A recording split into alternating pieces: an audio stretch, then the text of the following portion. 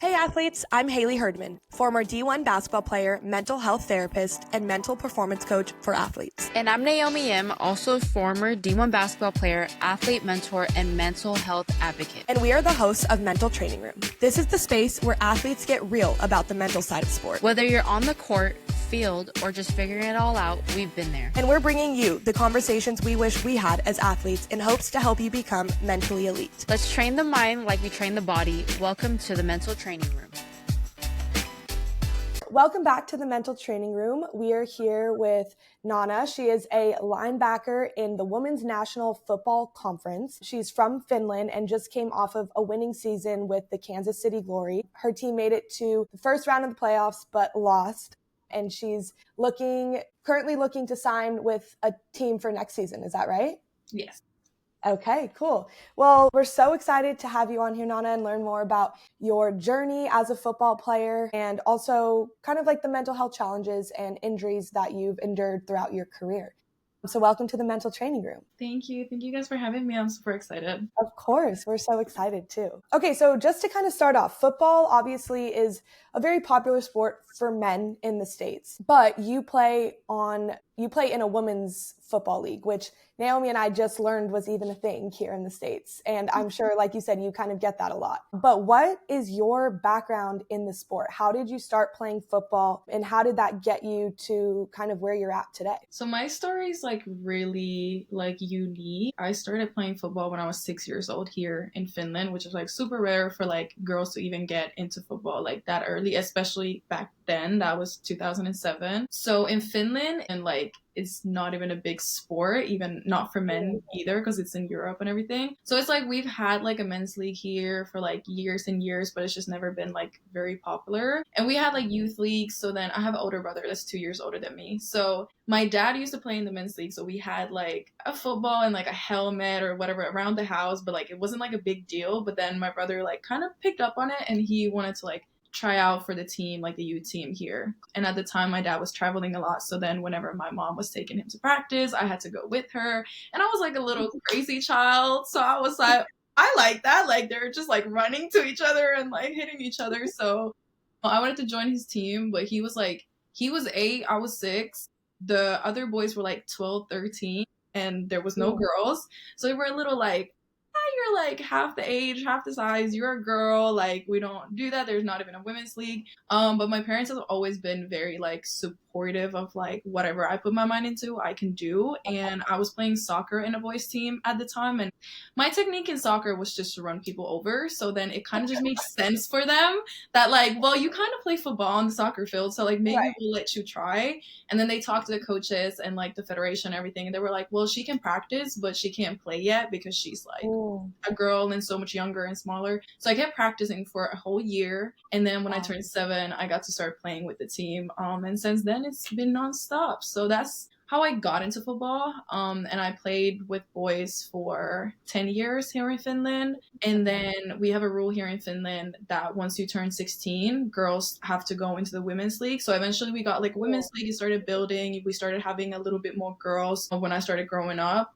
Not much, but a couple. So then when I was 16, I had to move into the women's league. So then I played in Finland, and I had a teammate who came from Sweden, and we became best friends that season. So then the next season, I ended up going to Sweden to her team, and then we could just kind of started traveling after that. And obviously we had both played for football for a very long time. So you obviously, when you put that much time and effort into a sport, you want to play at the highest level possible. So then we started kind of looking into the opportunity of playing in the States. And the first time I talked to a team in the States was 2019 when I ended up going to Sweden, because it was so expensive coming to the States, and in Sweden I actually got paid and everything, so it made more sense at the time. But yeah, then we were able to figure out the coming to States part, and then after that it's just different playing at the highest level, and it's just as long as I can do that, I'm gonna keep doing that. Yeah. That is such a cool origin story, especially with you. It sounds like breaking a lot of barriers when it came to the gender kind of stereotypes within the sport. And I love how you said that your parents, that didn't stop them either, because That's It sounds one like, thing. Sorry. Yeah, that's no, it's one okay. thing that my parents have always raised me to think that I can do whatever, and as long as I'm passionate about it, like they'll figure out a way. So like my mom, she wanted to play football when she was Mm. maybe 18, but there wasn't any women's team, so they weren't allowing her to play. So then when it came to me, she was like, okay, now we're going to make this happen. So like, even though my mom wasn't involved in football anymore and my dad wasn't involved in football either, but like once me and my brother got involved with football, they both started getting involved, and eventually like we as a family started running the whole youth club for like years and years. So like, and then me and my mom, we started like building girls football, and we started doing girls camps and stuff. So we've really been a big part of like growing the girls football in Finland as well, in cooperation with like other Nordic countries and everything. So that's like, but she wouldn't have done that if it wasn't for me being interested in football. So it was like they purely put so much focus on supporting football just because me and my brother wanted to do that. That's That amazing. yeah, that is so special and so powerful. And I can see how not only is that like probably healing for your mom and so empowering for you, but then to think of like the generations of women football players to come, like you guys started that ripple effect. That's so, so awesome. Yeah. But how was that for you? Like, it sounds like at home, it was like super empowering. Like, yes, you can do whatever you want, but then leaving the home, kind of getting that backlash from maybe the federation or the league or whatever it was of like, she's a girl, she can't do this, she can't do that. And like really putting you into a box where at home, it didn't sound like you had to fit any box. How was that for you to juggle growing up as a young athlete? I think like when I first started, I was too young to kind of understand the boxes that people tried to fit you in. And because I came from such a household where we didn't have those boxes where you have to fit in, that when I first started at 6, 7, 8, like up to 10 years old, like even if somebody like said like, oh, like girls don't play football, like to me, it's just like, well, you see, I'm a girl and I play football. So are you Yeah, stupid? Like to me, it just didn't make any sense. Like it was just because this is how I've been raised. Like exactly. if I want to do something, I'm doing it. So like, I don't Yeah. understand this box that you're trying to fit me in. So I think like when I was really young, like I just kind of like ignored it just from like not understanding what it even like meant in society and whatever. But then the older I started getting and the more you start kind of understanding like kind of, the boxes and the social settings and like expectations and stereotypes and everything, I think around when I was like maybe 12, I started like it started kind of hitting me when people are like, oh, girls don't play football and like, oh, they got a girl. Like I think that's around the time at least that I have memories of like really like hearing that and people being like, oh, they have a girl playing safety, we know what we're throwing today. But at that point I was 12, so we were all the same age, but I had already played football for 6 years, so I was actually way better than the boys. So it was like, okay, throw my way, I'm gonna pick it every time because now I'm Exactly. actually way more experienced. So I never had to like really feel insecure about it. And because the community here is so small that it was like if there was a new parent or a new player or a new team that like didn't know about me or whatever, they would be like, oh, they have a girl. But then you would hear somebody else say like, that's not just a girl, like you don't know who that is, because the community is so small that it's like everybody knows everybody. So like if you're new, you might not know. But when I'm the only girl in the whole league, and then eventually we had maybe like two others, but it's like people started kind of knowing me and they knew I wasn't one to like play with. So then it kind of started like getting to a fun thing where it's just like, oh, like that's not just a girl. Like I started kind of loving people like underestimating me at first, but it definitely like started taking a little like toll on me. But I think it was less actually in the football world, and it was more so like at school, and I did gymnastics at the same time. So it's like I think the most kind of toxic that I experienced was actually in gymnastics, being a football player, because they're like, but outside of gymnastics, you're not this girly girl. Like you're bruised. You're not as skinny as we are, and da da da. Like you look like a football player, and like it's just like I wasn't as girly as all the gymnast girls, and all the girls in my class were like also gymnast girls and stuff. So I feel like I just always kind of fit in with the boys more, and that's when I started kind of feeling more like insecure about it. And my gymnastics coach eventually, I think when I was 13, made me choose between gymnastics and football because she didn't think that like one, because I had to split time like missing practices, which was obviously not good for like competition, but also because she didn't like that I was bruised. She wanted me to be skinnier, all that. And I was just like, Well, I quit. So I quit like 2 weeks before the competition. So she was left like in trouble because now she has to like make up a whole new, like fix the whole setup and everything. And I'm like, you made me pick that. But at that point, I felt like I was so comfortable. The idea of like, this is what I want to do. And it's like, I don't really care what other people say. So I think like for me, just because I've always been raised to kind of not believe that it's been hard for me to like really take it too personally. So that's all glory to my parents. Like, thank God for how they've raised me. But definitely, like, I'd say when I was 13 was probably like 13 to 15. Like, that was definitely when it was like the hardest and when I had the most comments of like, girls don't play football. And then I started kind of like, I think also in like middle school, people were just like, you're missing out on so much because you're putting so much time to practice and like for what? Because you're never going to make it in football. You're not going to play in the NFL. You're not going to make money off of football. You're never going to get anywhere with football. So like it's cool that you play, but like why are you wasting all that time? That's when I kind of started getting more like, damn, like y'all really don't think I can make it just because you haven't seen anybody else do it. And also, like at that age, no one's thinking of what they're going to do for like their career either. So to put that pressure on a 13 to 15-year-old, it's like, I didn't even know, like, I mean, same for us, like basketball was our focus. We weren't thinking of what we're going to do with our career after college. We couldn't even think of like, what even is college at like 13? Like, we don't know. So yeah, that's a lot of extra pressure to be able to not even be able, but that's a lot of extra pressure to put on a 13-year-old when for the guys, it's like, yeah, you're not all of you are going to make the NFL either. You're not going to go professional. So why aren't we talking about that for the guys either? Yeah. And it's also so crazy that you mentioned that about gymnastics because I did gymnastics when I was younger too. And I was playing, I think I did gymnastics up until like 5th grade. So like not too old, but around that time is when I was like really big in soccer. And I remember going to practice and they would literally like going to gymnastics practice after soccer practice or whatever it was. And they would be like, oh, did you just come from the S word? Like they would literally refer to soccer as the S word. And for a young individual to have so much shame around something, like obviously they probably like, I'm sure the coaches were just like joking around and whatever, but the way that like a 5th grader internalizes that is like, I should be ashamed of this other thing that I'm doing. Yeah, you can't even say the word. Like that makes it sound like you're not supposed to be saying that or doing that. And no. Exactly. And if anything, it just makes you feel like you're not welcomed in that sport. So like why same is like, why would I choose that sport over something else that I feel more welcomed and like, yeah, exactly. This is where I fit in and this is where I feel like I can be myself. So why would I like, even if and for me, I feel like gymnastics, like what more for me, it wasn't that I really loved gymnastics. I just loved challenging myself. And I think I just wanted to see like how far I can make it in another sport.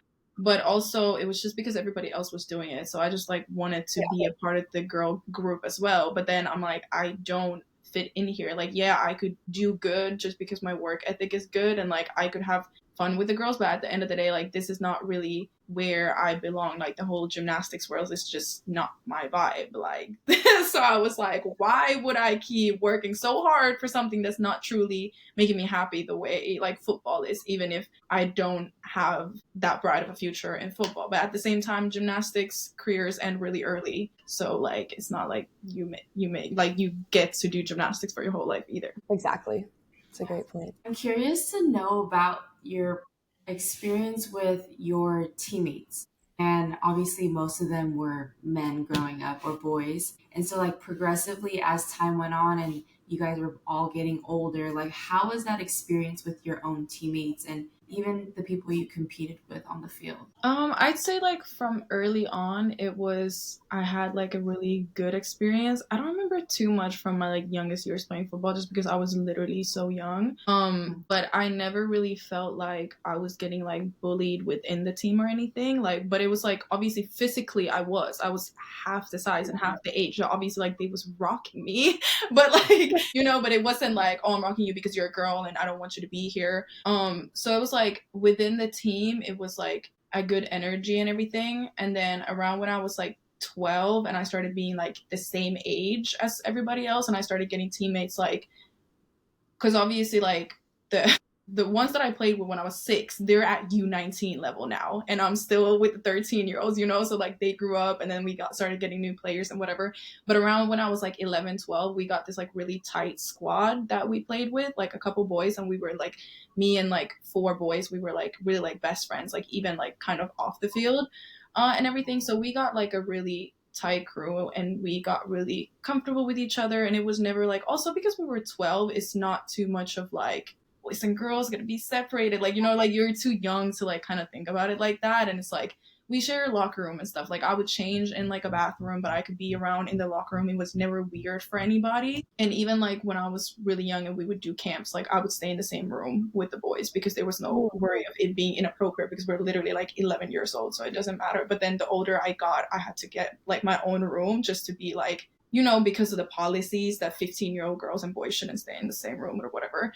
But it was like, it just never really felt weird within the team just because of how close we were. And with like other players, I feel like because the community was so small, like you started making kind of friends like from the other teams as well. But then there was always like some teams that we didn't really get along with, or somebody who was like talking a little bit more shit, or like somebody maybe jealous or whatever. But it was like, for the most part, it was good vibes until maybe when I was 14, there was like, we didn't have an actual national team for the under 15, but we had like a developed national team. So you had like 17-year-olds and 19-year-olds have actual national teams. But 15U had like a developmental national team. So you had like an open camp for that. And so they invited me to the camp because it was like, you can just come and practice, like get a little bit better coaching, compete, whatever. But like, you're not allowed to play in the national team because you're a girl, and like you have to have like male in your passport in order to play for the national team. So I just went there just to like get some extra practice in whatever I was playing, receiver.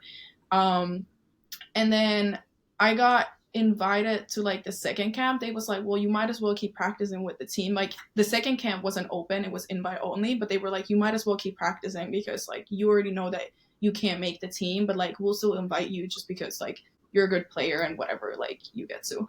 And then it was like the selection time for the team, and it's like most of us like 14 and 15, so there's like 2 age groups playing the same team. And the selections came out and I was selected in the team, and I was like, I thought I wasn't allowed to play. So I was shocked because I went to read the list to be excited for my teammates, for my homeboys, you know, because like they were making the team. And I see my name on the receiver list and I was like, what? And then my mom was like, did you see it? Did you see it? And I was like, I thought I wasn't allowed to. She was like, yeah, they called me. The coach wanted you. So they called the federation because we were playing against Team Sweden. So they called like the International Federation and Team Sweden asking like, are you guys okay because it's just a friendly game that we have a girl in the team? And obviously the Swedish national team is like, if y'all want to waste a spot to have a girl playing receiver so we can beat y'all, like, of course, do it. Have a team full of girls, like if y'all want to do that. So yeah, they kind of like surprised me with the news that I was allowed to play. But I think that's when the vibe started changing a little bit, because now I got selected into the national team, not even as a kicker, but as like a receiver over some boys that were even a year older than me. So I think that was like, the game was played before the season as well. So then going into the season, I could feel a little tension between between me and the couple boys that didn't make the team because I made the team. So that's kind of when I started feeling like a little bit more of like jealousy and stuff. And then, well, I remember when we played Sweden, it was a lot of like, the boys would like look at me a little weird. They were like, they have a girl. But then after the game, they like came to ask me for selfies and stuff. And I was like, I didn't even do much in the game because I had been sick for like months before that. I had like a lot of health issues, so I wasn't like allowed to even play much or whatever. And then the next year when I was playing, I was 13. I was playing it with the 15-year-olds because it was too easy in the 13-year-olds because I was so much more experienced. So I went up to like the older boys league, and we were playing against this Russian team because they didn't have their own league. So they were playing in the boys league here in Finland. And they were like, so they had said all this in Russian, but one of my teammates understand Russian. So like they had like come up to us, and the coach was like, why are you dressed up? The coach, like a grown ass man, asked me, why do I have my pants and cleats on? Like, are you playing? And I was like, no, I'm just a cheerleader. Like, obviously I'm playing, like I'm dressed up. And then like all the boys behind them, like, or behind him, they were like all kind of like whispering whatever. And then the coach was like, well, what position do you play? And I was like, safety. So they did the whole, but they did it in Russian. So they did the whole, well, we know where we're throwing and whatever. And then I remember this one play, they were scoring a touchdown, and it wasn't even like against me. Like, I didn't fuck up my job or anything. But because I was like the last one to try to like cut the field to go tackle, he literally showed middle finger right before he scored the touchdown, like to me personally. Wow. And I was like, okay, I was like, I see how it is. But I ended up having like a pretty good game, and the Russian boys were like really physical. So I was like, these are even more physical than the Finnish boys. So I was like, but I ended up having a really good game, and they also like came to ask for selfies after. So it's always kind of been like, Oh my God. they wanted me before, and then afterwards, like they're asking for pictures, and I'm like, oh, okay, now y'all like me, like. So And in your selfie, you're going like, right, yeah, you remember this? No, but for real. But I think that's also like why it's been so kind of a fun experience for me with the hate, because I've always kind of been able to like prove them wrong or whatever. And then obviously like there's a lot of hate on like social media and whatever, and like sometimes I don't prove them wrong because they just want to hate, but then it's like you don't even know what you're talking about, so I can't really take it seriously. But yeah, so I would say it was like a little up and down with the boys and everything, but then I'd say the biggest like change for me was going into the women's team, like because it was so different going from 15-year-old boys locker room talk to grown women. Now I'm 15, 16 playing with women that are like pushing 40. They have kids, they have careers. I'm just starting high school. Like it's a little different. I was like, oh, I'm just playing with a bunch of moms. I feel like that was the biggest shock for me, actually. Not the boys, not the bullying, but it was like okay, like y'all, your life's it together. really is like that in and of itself is like a culture shift. Yeah, I can imagine. So having that shock of like, oh, now I have to kind of like code shift to this environment and this type of locker room talk. I'm sure that was very challenging in and of itself. But before we kind of get into that transition, I want to ask you one more thing about like the pressure and the social media presence and all of that. I was watching one of your videos on Instagram when you were reading like the comments that you're getting about being a woman football player. And I had to like just like I watched like the first couple that you said, and then I was like, I can't even like it's the same thing. It's the same way that I get when I'm like looking at the comments from like these 12-year-old boys on like WNBA pictures. Like I'm just like, you just don't know. Like let's see you go try and shoot a 3-pointer or even dunk, or let's see you try and like tackle someone. Like you're probably not going to be able to do it. So I was like, okay, let me just like I just have to turn that off. But what for you, how do you deal with that pressure? And like you said, sometimes it's like proving them, like you feel like you kind of have to prove them wrong, and then sometimes it's like we can't be our best every game. Like that's not going to be possible. But how do you feel like you manage those external pressures?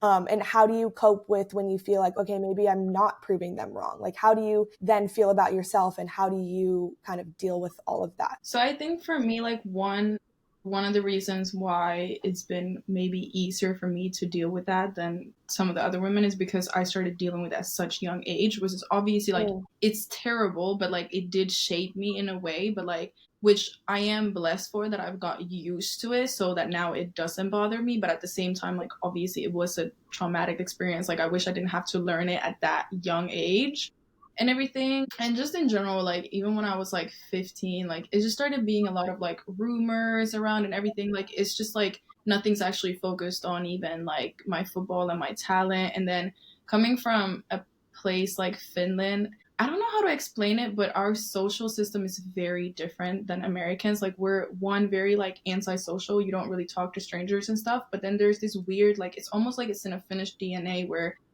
a lot of people is like they're just so jealous if somebody else is doing better than you.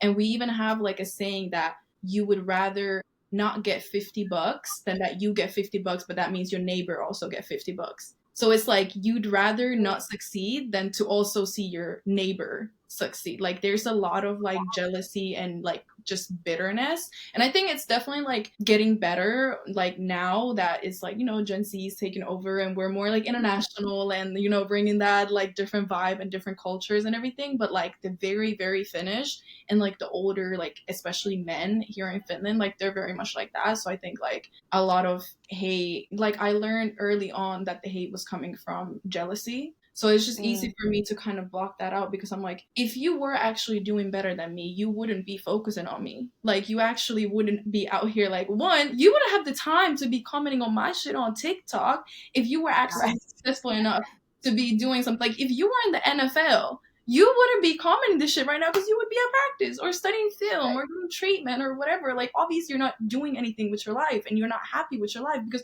why are you in an 18-year-old girl's TikTok comments? You know? So, like, it's always been, like, such, like, easy shit for me to think about, like, this is jealousy, this is this, and that. Like, especially when I was 20, I became the first female coach in the men's league here in Finland because I was injured that season, so I went into coaching.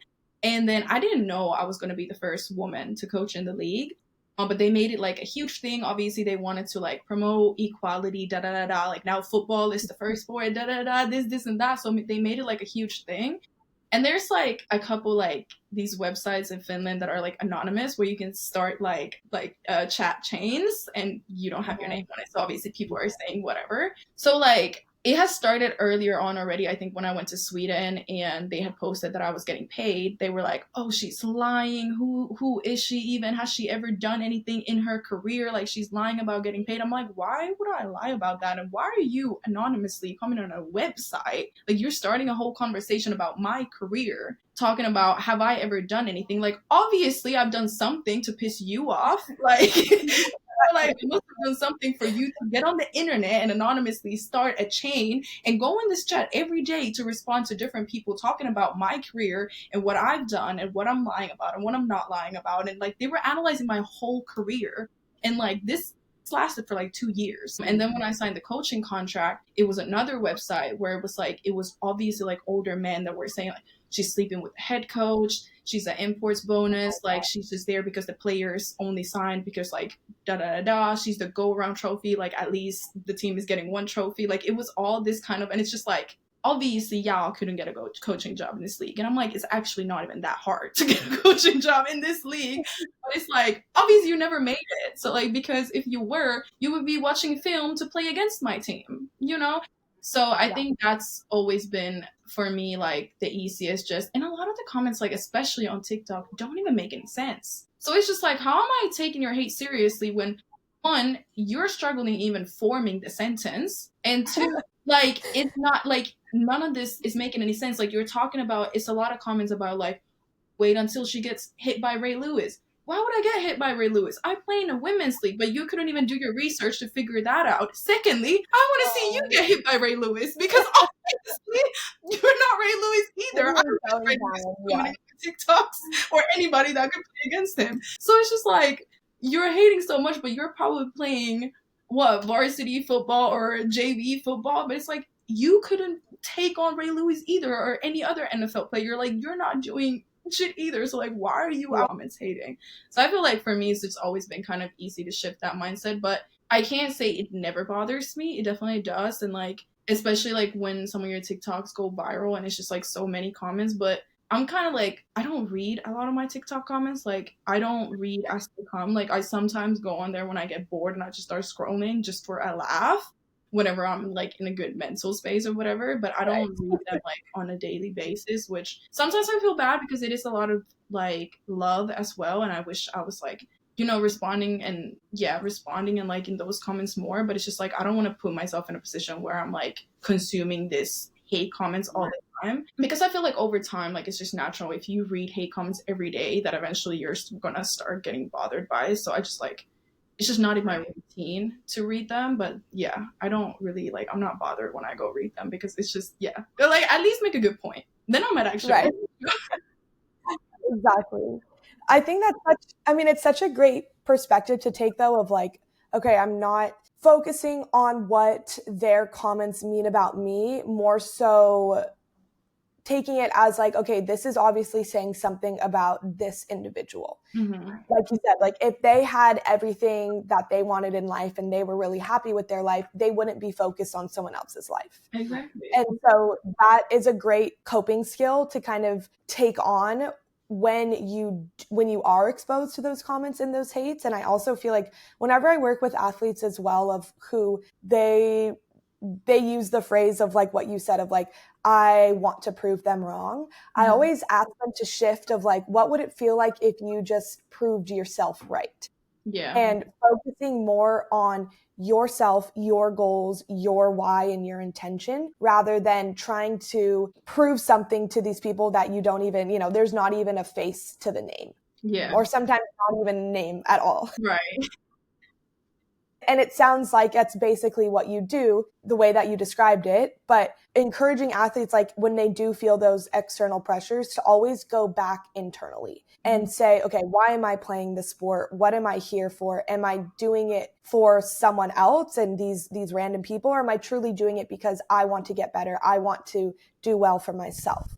And I always love like when athletes are able to kind of make that perspective shift, because they feel a lot more fulfilled in a way. Yeah. I think, yeah, like you said, like it's not just, a lot of people feed off of like proving people wrong. For me, it's just like when somebody's like sending this hate comment, I kind of feel like there's no way I can prove somebody wrong that doesn't have the mental capacity to understand that they're wrong. You know, because like they're usually arguing, like I said, arguing about stuff that doesn't even make sense. So you don't actually have the capacity to understand these things that I'm trying to tell you. So why would I argue with the brick wall, basically? So what am I proving wrong when I know you're never going to admit that I made it further in my football career than you, because you don't want to believe that. You don't want to face that fact. So like there's no point on like trying to prove you wrong. I think for myself, like also because I started playing when I was 6 years old, like because there's also then like these comments like, oh, she's a pick me girl. She just wants to like impress the boys. Like, right, because that's what I was thinking when I was 6 years old. My only interest in playing football was to get boys' attention at 6 years old. Like, right. So I just think it's like, for me, I've always been big on challenging myself. And like I said, my parents have always told me whatever I set my mind to, like I can get there even if nobody else has done it before. So I feel like for me, the motivation is like being able to see how far I can get without following somebody's footstep. Because as much as I would love to have somebody's footsteps to follow, there is none. So I've always had to kind of create that path for myself, which is obviously way harder than for boys. Like you go to high school, then you try to go to D1 college, and then after D1 college, you try to go to NFL. You have a very like strict path that you're supposed to follow because so many people have done it before you. And even though it's only 1% that makes it to the NFL, there's still a strict path that you're supposed to follow in order to make it there. You can't just freestyle and do whatever and then end up in the NFL. But for me, like there was never that path to follow. So I feel like for me, it's also more so proving to girls that you can do it. It's not proving anybody wrong. It's proving that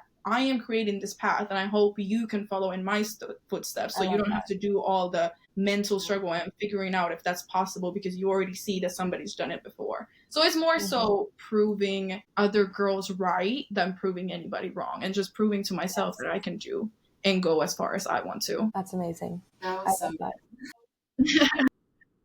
So cool. Okay, so how old were you when you came to the States to start playing in the WNFC? So my first year I played in the WFA, which is another league in the States. So there's two major leagues. WFA has been around way longer, but WNFC is growing a lot faster and the competition is higher. When I first came in, I only knew about the WFA because it had been around so much longer. So it was just like also made sense because the teams and the league was more established. So I was 21. I had just turned 21. I was like, perfect timing. Just turned 21 when I came to the States. So like I can be a club if I want to after a game. So yeah, I was 21 when I ended up coming the first time. And then the year after that, so I played in the WFA for 1 year. And then I switched to WNFC when I started learning more about it. And I saw that they were working a lot more professionally. And I just felt like WNFC had a lot brighter future and it was going to get professional quicker. So then I moved over the next year when I turned 22. Okay. And so you mentioned earlier of like that culture shock. One, being in a completely different country, I'm sure was a huge challenge. Yeah. But then going from playing with boys to playing with women, can you give us a little bit of insight into what that felt like for you mentally? I'd say, well, one, like the change from boys to women's in Finland was already different, but then also the change from women in Finland to women in the States, like that was also a huge difference, not just culturally, like moving countries, but also just like I think in the States, a lot more football players, even though they start late on, but they've still done college sports and stuff. Like a lot of them, Mm, not everybody, but a lot of them have been D1 basketball players or D1, whatever other like sports. Like they actually have a sports background. When in Finland, it's a lot of people that don't really have that kind of sports background because we don't do sports in school. It's all club pay based, so like kids right. aren't really like forced to be in sports, and it's actually like really hard to try to balance competitive sports with school because they don't work together at all. So like I had to switch from normal high school to like an adult high school because I was like missing too many classes because of practices and competitions and everything, and like the teachers just don't care. Like they don't, like, even though there's a couple of schools that have like athlete classes, but as soon as they realize that you're, I think in my school it's like A B C D, and athletes are in the D class. Like if you get the athlete status, like you can have athletes in other, like, because you have to like qualify for the athlete status, but like once the teachers realize that you have athlete status, like they automatically just don't expect much from you. Like it's almost like they hate on you because they're like, they're an athlete, they don't care about school, da da da. So it's like really negative, and it's almost like they punish you for being an athlete, and they really like don't like you having to leave class a little bit early because you have practice or you have to fly to a competition or whatever. So it's like really hard combining sports with school. So that's why a lot of like people, unless they are already at a very high competitive level, they just don't ever get into competitive sports. So I'd say like that was a big change. But then also, like I said, in Finland, like people are very antisocial and like you don't really like talk too much, and then there's that bitterness and stuff. And then in the States, like it's like a lot more, well, it can be a lot more family like, or then there can be more beef, but then you're actually like talking shit, when in Finland it's more like speaking behind your back type. So it was like really like different type of energy. Like in the States, like that's what I fell in love with playing in the States, is like the energy you have. Like at practice, like you're really competing. Like I'm gonna talk shit to the offense when I'm on defense, but we're still teammates. We still love each other, but like we're really pushing each other. When in Finland, like it's more like, yay, good job. Like, you know, like I still love playing here as well. Like I still play in Finland too, and I love my teammates here and everything, but it's just like a different vibe. So that was definitely like the biggest change for me, to like first get my teammates like coming all in my face talking shit, and I was like this is how it is, but then you get adjusted to it and whatever. And I feel like I was just kind of adjusted to the American culture like from an early age, just because of football, and I had a lot of like American coaches and mentors and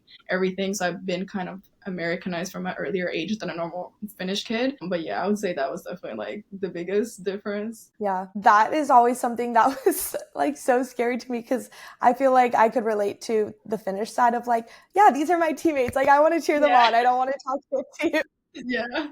But whenever it would happen, it would be like, wait, what? Like someone just, like my teammate just said that to me, or like Right. they're beefing, and like I could never really grasp with that. I feel like Naomi was maybe a little bit better at that. Yeah, but I also feel like it probably depends a lot on the sport, because football is such a like aggressive sport in general that you have to be a little like tapped in the head to play that sport, because like literally my job is to literally hit people. Like I have Yeah. to be a little tapped in the head to want to do that, so automatically I'm a little bit more like aggressive, talking shit type of personality, when again that can even be like a positional change. Like a receiver might not talk as much shit because they're not as like aggressive, they're more like, you know, the fun type, and they're like, oh, I'm gonna juke your ass, ha ha, like, you know, but it's not as aggressive. So I think it's also like a positional and like a sports difference. Definitely, definitely. Okay, well that is, I mean, that is a huge shift in learning how to, again, like adapt to another culture, adapt to another team environment, and having to kind of like go back and forth between the two, since you are still playing in both locations. But in addition to that transition, I know you experienced a lot of injury throughout your career. How old were you when you had your first injury in this sport? So I've had like little tweaks here and there when I was younger, but my first like major injury, I tore my ACL when I was 15. So that was definitely my first major injury, and like at the time I didn't even know what an ACL was. So when I went to the doctor and he said my ACL is torn, I was like, cool, can I play tomorrow? Like, what does that mean? Like, so that was, yeah, that was my first major one, 15. Okay. And what did you learn from that injury and the injuries following that? That kind of, well, one, what was the most challenging part about experiencing that injury at such a young age? Definitely the mental. I think like the first injury when I was 15, like I said, I didn't understand how severe an ACL tear was. At first, I didn't even realize that I need surgery. Once I figured out I need surgery, like I didn't understand what that meant and what like the comeback looks like, what the rehab looks like. So I'm just thinking, oh, I'm gonna just get this shit cleaned up and I'm gonna be fine in a couple of weeks. Like I did not understand what I was getting signed up for. And then I feel like my first injury was the easiest just because I kept just being delusional about it. Like, I just didn't understand how, like, because I had never heard of people, like, having that. Like, I was never really exposed to the injury side of things yet. So I was never told it as, like, a career-ending injury, which people talk about it a lot now. But, yeah, at the time, I feel like I was just, like, doing my rehab. I was just like, this is just life. Like, it wasn't really, like, bothering me too much. But the hardest part was, it was the first time that, like, physical ability was taken away from me. Like all of a sudden I can't walk. I've literally played sports my whole life and you're telling me I can't walk right now. Like that was the hardest because I'm used to doing sports every day. I'm used to like, being super active. So that was like mentally really challenging. But the rehab itself, it wasn't like too hard. I would say it was my second injury that was like really the hardest because then when I tore my second injury, I blew up my whole knee. I tore every single ligament, my meniscus, everything. I even broke my femur a little bit. And when I did that, that was when I was 17 and it happened in a preseason game. And I remember for some reason we didn't have enough referees for that game. So my mom, who's the referee, she had to referee my game, which usually we never do that. Like you're not allowed to like, but because it was like a friendly game and not in the actual like competitive league, she was allowed to like referee in that because they need help. So she was literally the ref on that sideline where I got injured. So I laid down. And at this point, I know what tearing my ACL feels because I've done it before. So I immediately went, I just tore my ACL. And then my mom has to be the one calling the injury timeout. So she's like, but she has to act like we're not family. So she's just like, injury timeout. But I know in her head, she's like, what is going on? What is going on? Because that's my mom. Like, she's going to be more worried than I am. So I look over to my mom and I'm like, I tore my ACL. And I can just see my mom's eyes, but she just has to act like. But then as soon as like after the game was over, she was like, oh my God, like let's go to the hospital right now and everything. So I could see like it was even harder in that moment for my mom because she knows how hard that is for me to like not be able to like play sports and whatever. And because I was supposed to actually go to the States that year for high school, like as an exchange student, but I was only going to go there because I wanted to play high school football. So now it was like, if I can't play, I don't want to go there and just, and I have to do my rehab. I have to have my surgery. Like I can't do all of that in the States, like with the healthcare system being so different. So then I quickly realized that was not going to happen. So that was like a big toll. But at that point, one, it took me a lot longer to be able to even walk because I had like everything redone, but also because I knew what was coming ahead because I had already like done it before. So it was just like, I think that year the hardest part was knowing I was supposed to go and play and challenge myself in high school, and I had worked so hard that off season. Like my mom was paying for a trainer and everything. Like we was investing a lot of money into training me. I was only 16, 17 years old, and all of that just got wiped away because of this one injury. Like, so I'd say those injuries, they taught me to like listen to my body though, because both of those injuries and even my third, I've torn my ACL 3 times, even the third ACL injury, they were all the cause of overtraining. In my first year, I was playing for a boys team and the women's team in the same year because I wanted to already get adjusted to playing women's football before I would have to move on the next year. So I was playing for 2 teams in the same season. So I literally had like 2 games every single weekend. So I was like overtraining. My body was not recovering. Obviously, I was 50 and I didn't know how to take care of my body. I probably wasn't eating enough. For sure, wasn't eating enough because I didn't even know how you're supposed to eat. Like I don't have any of these resources. And same at 16, 17, I had a trainer and he realized that I was overtraining. So he like started slowing me down. He's like, okay, we're only going to train like 3 times a week. But I would literally sneak out and go to the gym when he didn't know because I was so addicted to the grind that it was like, it wasn't just like, I want to be the best. It was like, I have to be the best. Like I have to. It became like an addiction. And it's like, a lot of people say like, oh, I wish I was addicted to healthy things. Like training or like eating healthy or whatever. And I'm like, y'all don't understand. Addiction is never healthy. It doesn't matter how healthy the thing is, like working out or eating. If it's an addiction, it goes too far. Addiction to training leads to overtraining, and once your body is training too much, you can't recover anymore, and once your body can't recover, it'll break down. So like that's when I kind of learned that if you don't let your body take a break, it will take itself without caring what your timeline is like.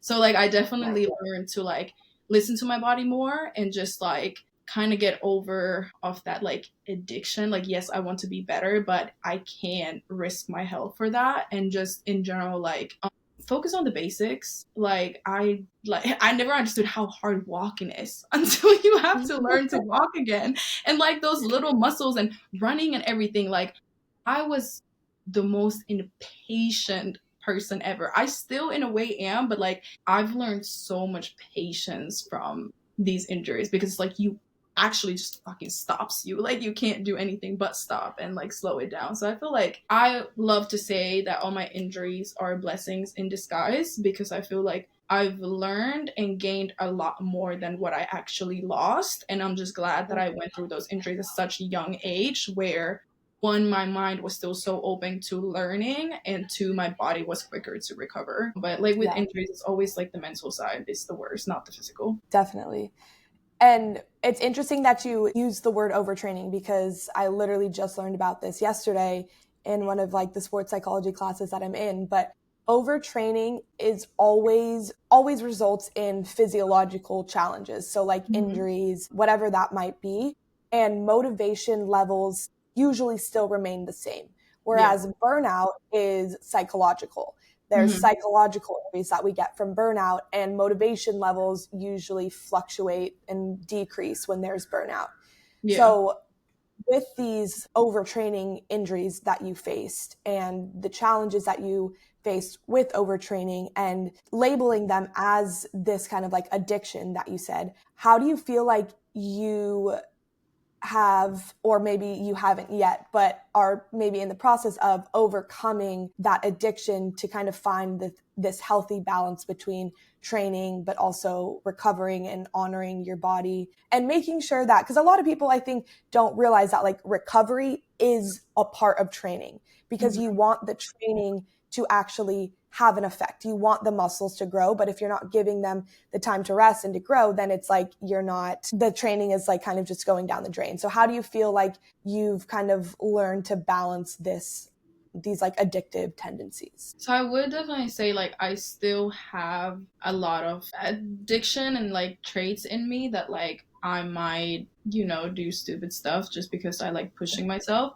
But it's like over the time, because of my injuries and then studying sports science and everything, like you learn to understand, like you said, like it doesn't matter how much you train if you're not recovering, because your body's like, you're only taking steps back if you're not recovering, if you're not sleeping enough, you're not doing enough treatment, you're not eating enough. Like it's a whole bigger picture. Like it's not just the training, and you could literally train all you want, but if you're not doing the others, like you're not getting any better. So it's like just shifting your mindset from like, I want to train hard, to actually understanding what being the best means. Like being the best means that you take care of your body, that you're actually performing at a high level. And like I said, you can't perform at a high level if you're not taking care of yourself. So just like understanding that bigger picture of it. But I feel like it's hard for people to understand that, one, because of the resources. So unless you study those things, like it's hard to. And I feel like I wish more teams invested more money and time into teaching their athletes these things, like bringing somebody in to teach them about recovery and all of that, and how to actually perform at a high level. I think that's really important, because especially in women's sports, like we don't get those resources like at all, and we would have to pay for that out of pocket. But most women are already paying to even play football, so how are you going to afford to also pay for all these extra resources and everything? So that's definitely like a big thing. But yeah, I'm still struggling with the addiction part, but I think just learning to understand what's actually best for me and how much my body also like does for me, and then being able to walk taken away from me, like that's a wake up call. like that's really a wake-up call, because now I'm like, I can't afford, like I actually cannot afford to push myself past my limits, because I'm not going through another injury like that, even though I know if I really had to, I would get through it, but I don't want to, so why would I put myself in that risk? But then sometimes it takes me another wake-up call to be like, whoa, like I was risking it, like let's think about this again, you know? So it's a balance for sure. Definitely. And I, like you said, like all addiction, obviously not being addicted to the same things, addiction comes in many different forms, but I also do a lot of work with like people with substance use disorders, so being addicted to substances like alcohol, drugs, whatever it might be.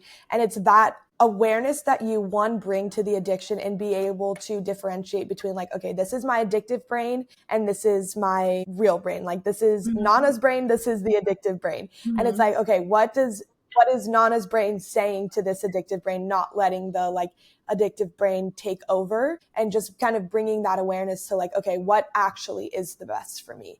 And it's that self-talk, it's the awareness that you're building, and all of that. Like you said, it's the injuries are a lot of the times more challenging psychologically, because you have to learn these new mental tools and implement this mental training along with the physical training. So that's kind of like a way to be able to cope with it all mentally. That's actually a really good point of like being able to like tell apart that this is the addiction and this is my actual brain. Because if you really think about it, like that's all of life. Like that's not just addiction, but like we all have like when you go to therapy, you learn about like your inner child, the side of you that gets hurt and is sensitive and is insecure. And then you have your actual self who knows you're worth this and that. You know, when you go through a breakup, like one part of you feels worthless, but that's like the inner child in you that felt neglected or whatever, like that's the trauma. But then you have the other side of you who knows this has nothing to do with you. Hey athletes, it's Haley Herdman, host of Mental Training Room, also mental performance coach and mental health therapist. If you're listening to this, I know you're putting the work into your physical game, but what are you doing for your mental game? That's where I come in. I work with athletes, teams, and parents to build confidence, handle pressure, and develop the mindset it takes to perform at your best and be considered mentally elite. Whether it's through one-on-one coaching, team sessions, or parent workshops, I'm here to help you train the mind like you train your body. Want to work together?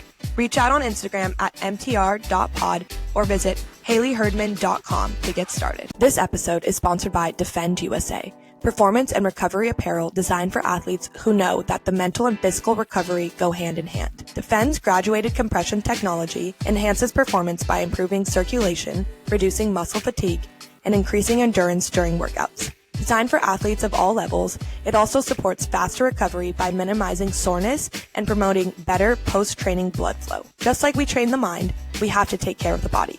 And Defend helps you do both. Check them out at dfndusa.com and use code MTR10 for 10% off. Train hard, recover smarter, perform stronger with Defend USA. Just to kind of round out everything that we talked about today, first of all, just so awesome to hear your story and learning everything about your upbringing and how you've dealt with all the adversity in the sport. What would one piece of advice be that you would want to give to your younger self that you feel like would kind of help guide you through everything that you've been through? I'd say probably the biggest one is you literally can do anything that you put your mind to, and that you don't need to see that somebody else has done it. Like you can create your own path, and it's okay to like on different things. And even if you don't fit in everywhere, like you don't necessarily have to fit in anywhere. As long as you're happy with what you do, like you're gonna find your place. Yeah, like literally just like chase your dreams and do what you want to do, and you're going to figure it out. And it's gonna get stressful at times, and you're gonna figure out, or you're gonna stress about how to make it work financial and everything, but like literally everything always works out. And I don't even know if that's to my younger self. I think that's to myself today as well. Like that's just I think I'm telling that to myself right now, because that's where I'm at. Like exactly. I feel stressed about like figuring it out financially, but that's definitely what I've been telling myself lately a lot. Like everything always works out, and like if you wanted something bad enough, like you're going to make it happen. So I think that would definitely be one. Yeah. And it's all connected. Our younger self, really our present self, we're all the same girl. So you're right in that it's speaking to all versions of yourself. Well, thank you again so much. And I'm so excited for everyone else to be able to hear your story and take away a lot of really impactful stories and information from this episode. So thank you, Nana. Thank you. And we hope you I had fun so in much the fun mental talking, training and room. I'm glad that you guys asked me on this, and I'm very glad that you guys are like even have this like platform and are building it. I think this is a really important subject, like especially like being women in sports and all the mental health side. So I praise you and I take my hat off for you guys for doing this, and thank you for getting me on here as well. That's it for today in the mental training room. Make sure to follow us on Instagram at mtr.pod to stay up to date with all things mental training.